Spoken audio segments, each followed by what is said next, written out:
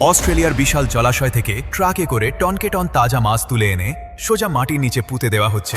এমন দৃশ্য দেখলে আপনি সত্যিই অবাক হবেন। প্রথম দেখায় মনে হতে পারে এই মানুষগুলো পাগল হয়ে গেছে, কিন্তু আসল সত্যি হলো তারা নিজেদের দেশের প্রকৃতি বাঁচাতে এই কঠোর সিদ্ধান্ত নিচ্ছে।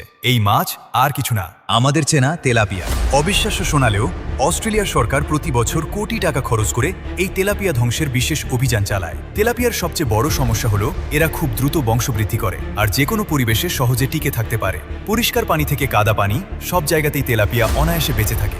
এই মাছ কোনো নদী বা হ্রদে ঢুকলে স্থানীয় বিরল প্রজাতির মাছের খাবার কেড়ে নেয় আর তাদের ডিম খেয়ে শেষ করে দেয়। ফলে মাত্র কয়েক বছরেই অস্ট্রেলিয়ার নিজস্ব মূল্যবান মাছের প্রজাতিগুলো বিলুপ্তির মুখে পড়ে যায়। পুরো জলজ পরিবেশ পড়ে যায় স্থায়ী হুমকিতে। এই পরিবেশ বিপর্যয় ঠেকাতে অস্ট্রেলিয়া সরকার তেলাপিয়া ধরা, বিক্রি করা কিংবা পালন করাকে সম্পূর্ণ বেআইনি ঘোষণা করেছে।